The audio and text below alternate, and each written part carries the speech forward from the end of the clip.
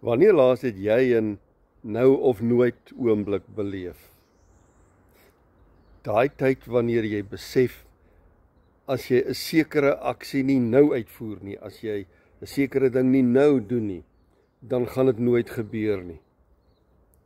Ek glo dat ek en jy nogal in ons lewe baie meer dikwels sulke nou of nooit oomblikke beleef as wat ons besef. Miskien besef ons dit eers veel later dat daardie 'n nou of nooit oomblik was. Byvoorbeeld, jy kry dit hier in jou binneste, jy kry net hierdie oortuiging dat jy vir 'n ou vriend net moet bel, of dat jy net moet stilhou by 'n vriend of 'n vriendin en net gaan hallo sê, net hoor hoe dit gaan. Net 'n telefoon oproep, miskien na jou pa of jou ma toe of jou kind toe. En dan dink jy ek gaan dit nou doen, maar ag, daar's mos baie tyd. En uiteindelik kom jy nie so ver nie. En dan ewe skielik gebeur dit net dat jy 'n telefoon oproep kry of 'n boodskap en jy besef dit is nou nooit. Jy het nie daai oomblik gebruik toe jy daai behoefte, daai wete gehad het nie. Prediker hoofstuk 3 praat juis oor die tye van die lewe. Daar's 'n tyd vir alles, skryf Prediker daar, 'n tyd om gebore te word en 'n tyd om te sterf. Nou, party mense sien dit asof jou datum voor die tyd neergeskryf is, geboortedatum en die datum dat jy bon voyage boontoe vertrek. Hoe jy dit ook al sien, daardie hele hoofstuk in Prediker 3, worstel hierdie skrywer, hierdie filosoof, hierdie diep denker eintlik met hierdie ding waaroor ek vandag praat. Hierdie nou of nooit oomblik.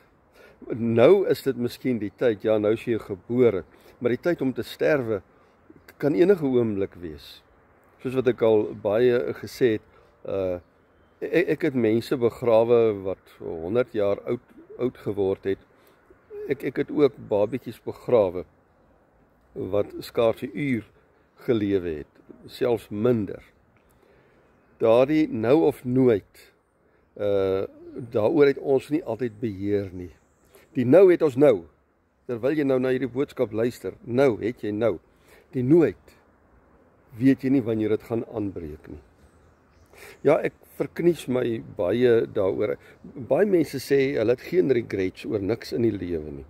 Ek weet regtig nie hoe kry hulle dit reg nie. Ek dink net nie hulle dan ooit werklik gelewe nie, of partykeer dink ek hulle is net nie regtig eerlik met hulle self nie, of met ander mense as hulle dit sê nie. Maar die meeste van my regrets lê daarin dat ek nie al my nou oomblikke voluit gebruik het nie. Dat ek baie kansse in die lewe verby laat gaan het, miskien omdat ek skrikkerig of bang of skaam was, of dalk nie gevoel het ek is dit werd om iets te doen, of ek kan nie, of dat ek uitgestel het, dit my ou probleem, ek wil altyd uitstel, maar dat ek nie al my nou oomblikke gebruik het nie. Daar's 'n paar mense vir wie ek baie graag die tyd sal wil terugdraai om vir hulle te sê hoe jammer ek is oor sekere dinge wat ek in hulle lewe gedoen het of gesê het of nie gedoen het nie. Om net te sê hoe ek hulle waardeer het, hoe lief ek hulle het gehad het. Ek dink nou spesifiek byvoorbeeld aan my ma, my moeder. Daardie nou of nooit oomblik wat haar lewe betref het vir my net heeltemal te onverwags in my lewe gekom. Ek wens ek kan die tyd terugkry om vir haar net vas te hou en net te sê hoe ontsettend waardeer ek wat sy alles vir my gedoen het, hoe dat sy haar vir my afgesloof het, vir al haar kinders, maar ek praat mos nou maar net uit my eie hart van myself.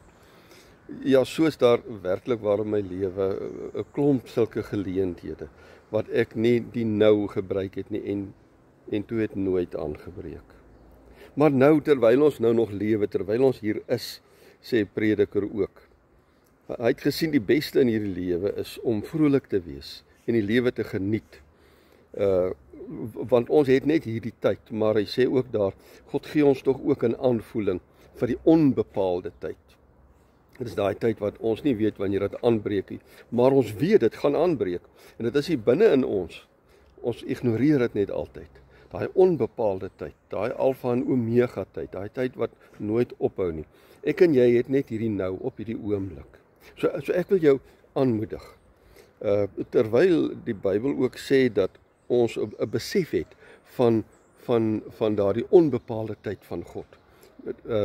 Daai nooit of forever wat vir ons kan aanbreek. Dat jy in elke nou oomblik, dat jy dit voluit moet lewe, voluit moet gebruik.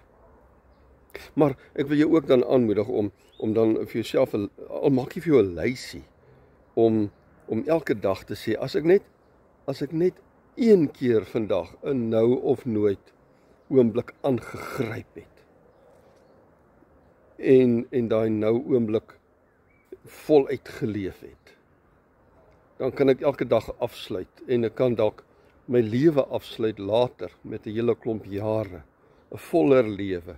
Daar gaan nog steeds oomblikke wees wat jy gaan mis, definitief, dis maar die lewe. Maar as ek en jy net elke dag net een nou of nooit oomblik vasgryp, miskien met ons kinders, miskien met 'n vriend, miskien met 'n bedelaar wat klop aan die deur, miskien met 'n onbekende, miskien met die petroljoggie, miskien met die meisie wat die til slaan, miskien met my pa of ma, so gesê het, met my man of my vrou. Ag, die Here sal vir jou wys. Gryp vandag 'n nou of nooit oomblik en maak die beste daarvan, en dan doen jy dit môre weer, en die dag daarna weer. En laat dit dan 'n goddelike, Bybelse lewenswyse by jou word.